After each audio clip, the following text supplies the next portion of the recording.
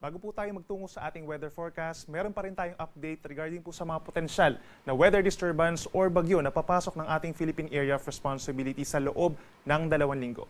Simula po bukas hanggang early next week, Monday, possible po ang pamumuo pa rin ng low pressure area dito po sa may northeastern boundary po ng ating area of responsibility.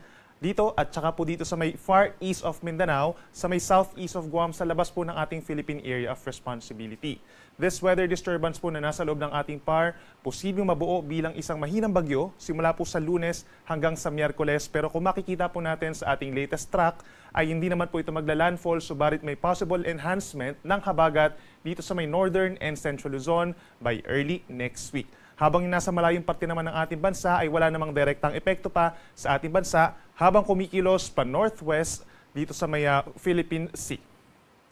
Samantala po, simula po sa Thursday hanggang sa next weekend ay possible na pumasok na ito sa ating Philippine Area of Responsibility, yung ikalawang weather disturbance dito sa may parting silangan po ng Luzon. At kikilos pa rin ito west-northwest at kung mapapansin pa rin po nila, mababa pa rin po ang chance na ito yung magla-landfall. Subalit knowing na yung mga bagyo po na napupunta po dito sa may northern Philippine Sea, nag-enhance pa rin po ito ng habagat or southwest monsoon sa malaking bahagi ng bansa, lalo na po sa may western sections. So possible po na maging maulan, hindi lang doon sa Monday and Tuesday, enhanced by the first tropical cyclone, kundi maging dito rin po sa ikalawang tropical cyclone pagsapit po ng later next week, that's Friday hanggang sa next weekend na po. Pwede pa rin po magbago yung ating mga scenarios regarding these two weather disturbances, kaya patuloy po magantabay sa ating mga updates.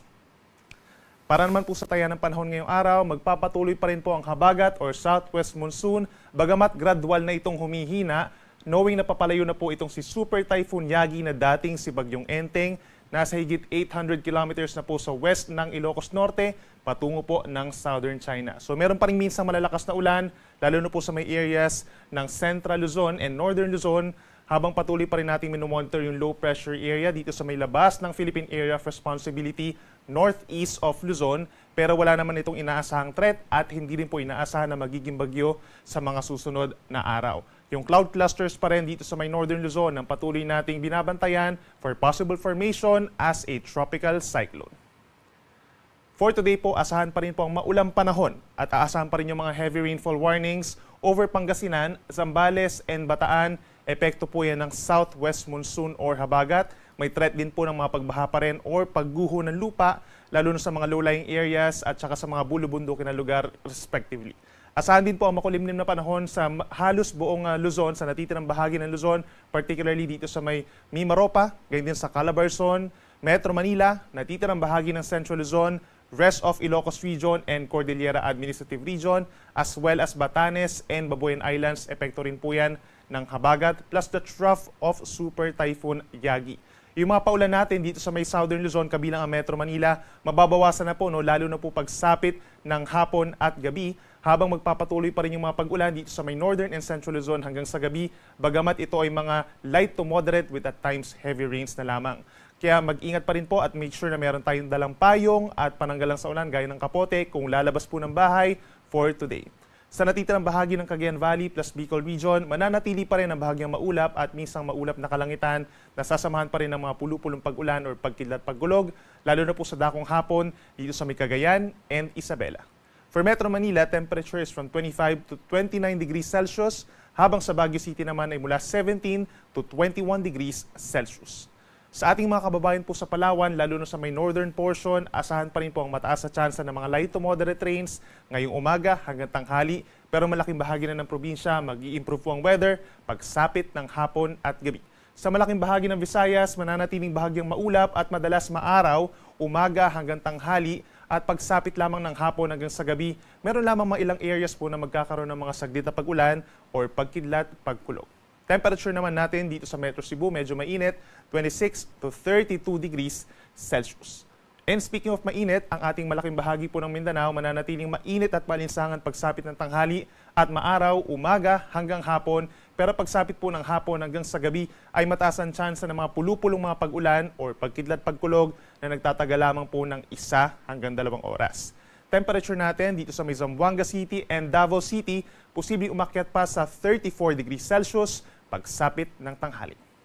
At dahil po sa habagat, meron pa rin tayong epekto ng gale warning or matataas na alon sa western seaboards po ng Luzon. Kabilang na dyan ang western Ilocos Norte, pababa ng Ilocos Sur, La Union, western Pangasinan, Zambales, Bataan, western coast of Occidental Mindoro kabilang ng Lubang Island, hanggang dito sa may Calamian and Kalayaan Island sa West Philippine Sea. Asahan pa rin yung hanggang 4.5 meters or nasa 1.5 palapag po na taas ng mga pag-alon na siyang delikado sa small sea vessels. Maring mawala po yung gale warning bukas pa ng hapon, habang sa natitirang bahagi pa rin ng ating bansa mananatiling banayad hanggang katamtaman ng taas ng mga pag-alon over the weekend. At para naman sa ating 3-day weather forecast, asahan po over the weekend ang pagbuti ng panahon sa malaking bahagi po ng Luzon, kabilang na dyan ang Metro Manila at yung mga areas na inuulan, Zambales, Bataan, asahan na po yung pagsilip ng haring araw habang magpapatuloy pa rin ang isolated rain showers or thunderstorms and generally fair weather conditions in most parts of Bicol Region, Visayas, and Mindanao. Pero nandyan din po yung possibility na over this weekend, yung low pressure area among these cloud clusters ay mabuo dito po sa may northeastern boundary ng ating Philippine Area of Responsibility, pero hindi pa ito inaasahan na magiging isang bagyo. At pagsapit po ng Lunes, that's September 9, possible yung slight enhancement na nung habagat or southwest monsoon. Magbabalik po muli ito dito sa may northern Luzon and some parts of central Luzon. Pagsapit po ng Lunes, once na mabuo as a low pressure area, tunti-unting tumataas yung chance na magiging isang bagyo ito sa mga susunod po na araw. Asahan po yung mataas sa chance ng ulan, scattered rains and thunderstorms pa lamang dito sa may Ilocos Region, Cordillera, Zambales, and Bataan pagsapit po ng Lunes. Pero pagsapit ng Tuesday, possible na mas maraming lugar pa sa may northern, central Luzon, Metro Manila, and even parts of Calabarzon and Mimaropa magkakaroon ng mga pag-ulan. So lagi mag-antabay sa ating mga updates.